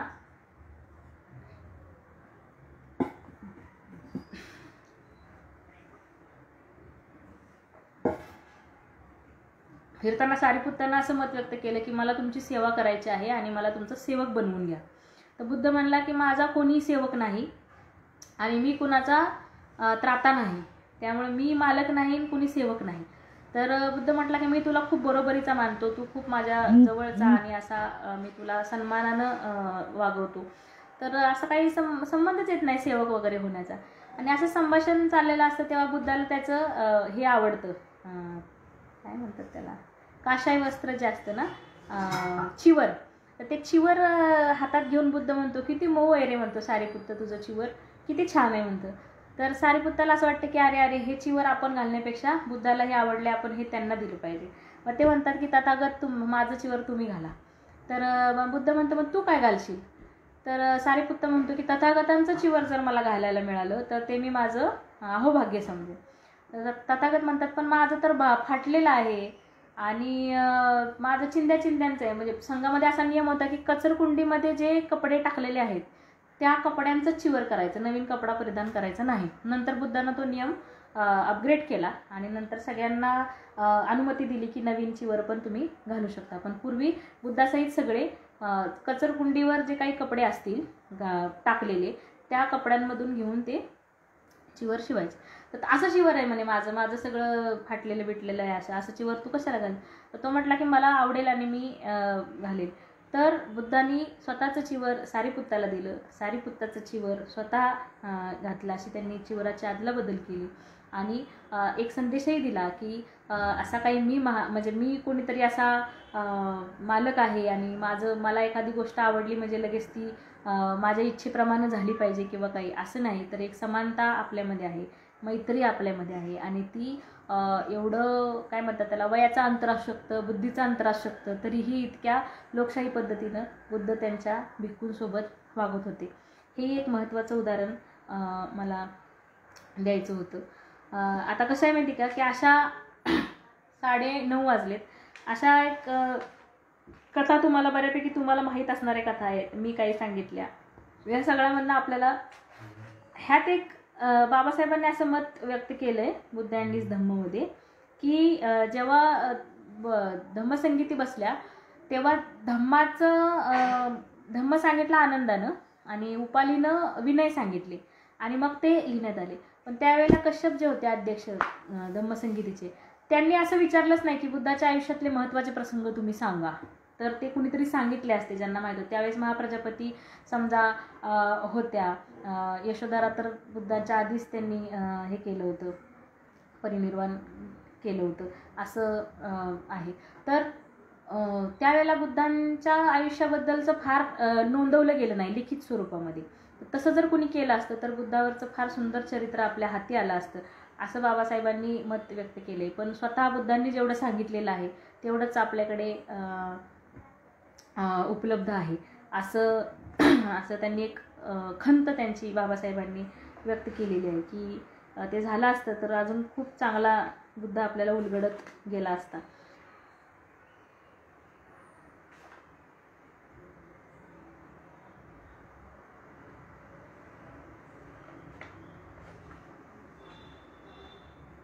मला असं वाटतं की बाबासाहेबांचं एक विधान आहे ते सांगून मी आता शेवट करते आणि मग कोणाला काही बोलायचं असेल तर बोलू शकता. बाबासाहेबांचं बुद्ध अँड हिज धम्माच्या मागच्या पेजवर एक महत्त्वाचं विधान आहे. बौद्ध धर्म 3 सिद्धांतांची दीक्षा देतो, प्रज्ञा, करुणा आणि समता. बौद्ध धर्मच जगातील शोषण थांबवू शकतो. माझा असा विश्वास आहे की एक दिवस मानवतेच्या रक्षणासाठी केवळ भारतच नव्हे तर सारं जग बौद्ध धर्माचा स्वीकार करेल. असं बाबासाहेबांचं एक कोटेशन आहे आणि हे कोटेशन मला फार महत्त्वाचं वाटतं. आता कितीही प्रवाहांमधले कुठल्याही विचारांचे लोक जरी असतील तरी त्यांना ह्या सगळ्या नीतीचा धम्माचा विचार त्यांनी सुरू केलेला आहे आणि अशी बीज त्यांच्यामध्ये निर्माण झालेली आहेत. मला असं वाटतं की हे जे बाबासाहेबांची जी इच्छा आहे किंवा बाबासाहेबांचं जी काही दृष्टी आहे ही खरी होवो आणि सगळ्याच जगानं बुद्धाला नीट समजून घ्यावं अशी एक प्रेरणा निर्माण व्हायला पाहिजे असं मला वाटतं. आणि मला जेवढं काही तुमच्याशी संवाद करता आला तर तो करण्याचा मी प्रयत्न केलेला आहे. कोणाला काही विचारायचं असेल तर त्यांनी ह्यातले काही संदर्भ वगैरे चुकले असतील तर ते माझ्या काय म्हणतात त्याला, ती सगळी माझी चूक आहे असं समजा. कारण माझ्या आधी खूप महत्त्वाच्या लोकांनी इथं मांडणी केली आहे आणि बोललेलं आहे. तर मला असं वाटतं की कोणाला काही विचारायचं असेल तर नक्की विचारा. मग मी एक माझं गाणं घेऊन मी शेवट करीन. काही प्रश्न असेल तर. महाकारुणिक म्हणजे तर मला त्याचा आता शब्दशः म्हणजे महाकारुणिक म्हणजे करुणेचा महासागर असंच त्याचा अर्थ असावा, की ज्याच्या हृदयामध्ये ज्याच्या ठाई प्रचंड करुणा आहे आणि त्या करुणेच्या तळातूनच प्रत्येक गोष्टीचा विचार, आचार, व्यवहार जो करतो तो महाकारुणिक असं त्याचा अर्थ असावा मे बी.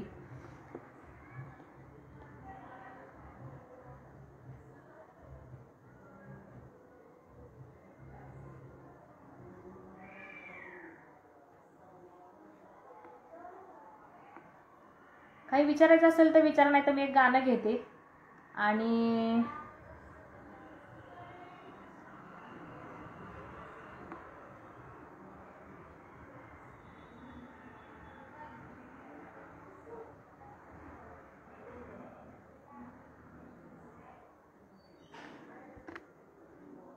ठीक आहे. काही प्रश्न नसतील तर मी पुन्हा एकदा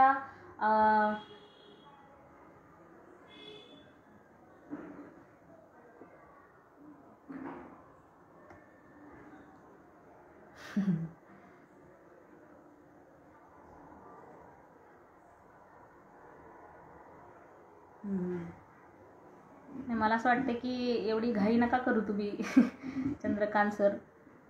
तुम्ही जो प्रश्न विचारलेला आहे की एवढं सगळं चांगलं आहे तर मग तुम्ही जाहीररित्या हिंदू धर्म का सोडत नाही आणि बुद्ध धर्म का स्वीकारत नाही, तर थोडं घाई करू नका. मेलो नाही अजून, आम्ही जिवंत आहोत. हा काही आजच्या व्याख्यानाचा विषय नाही.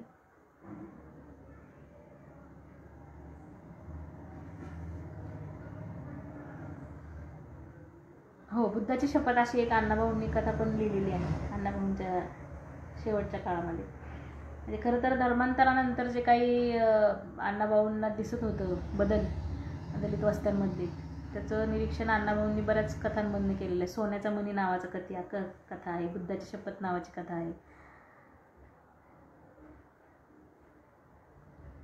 हे काय याच्याविषयी मी काय सांगू शकत नाही. बुद्ध धम्म भारतात 700 वर्ष टिकेल वगैरे असं काय, असं कसलंही काळ वगैरे असं काही कोण सांगू शकत नाही.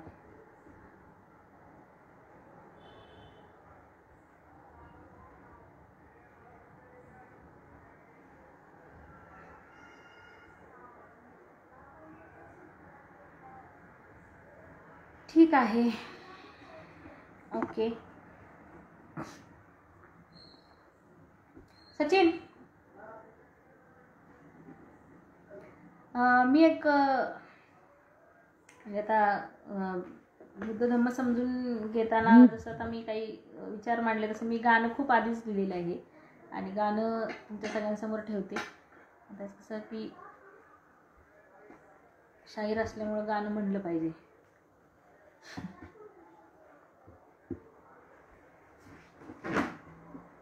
आवाज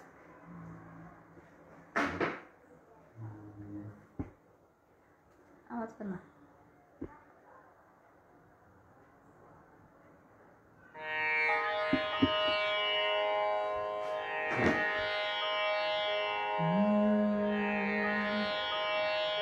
दुःख आहे साऱ्या जगी,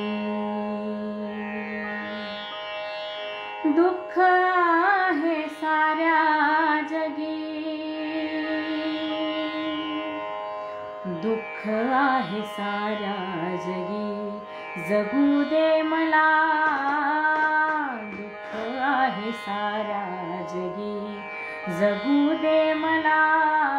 बुद्धा तुझ्या डोळ्यानं बघू दे मला. बुद्धा तुझ्या डोळ्यानं बघू दे मला.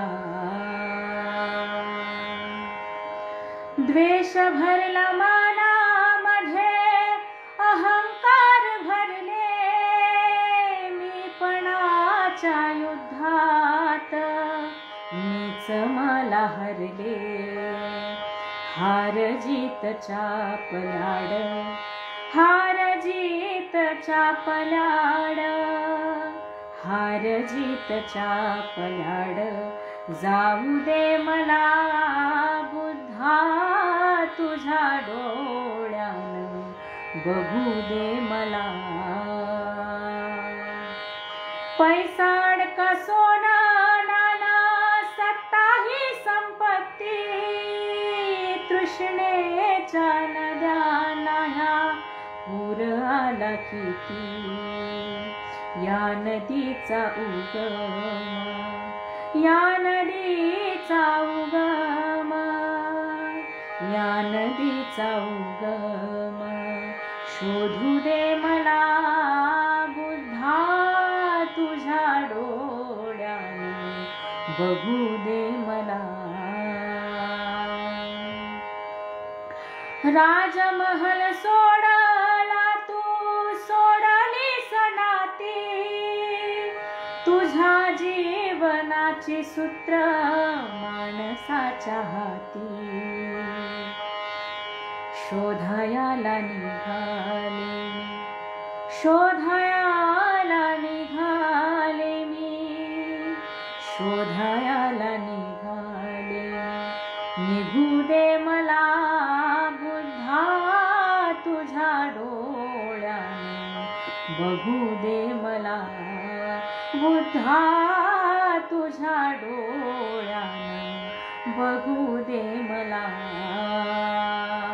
दुःख आहे साऱ्या जगी, दुःख आहे साऱ्या जगी, दुःख आहे साऱ्या जगी जगू दे मला.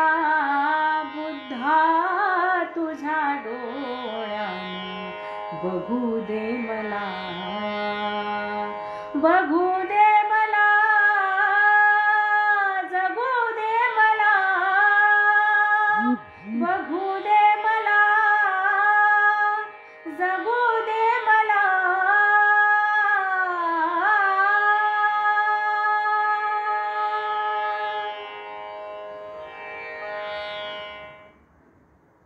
धन्यवाद अनिल.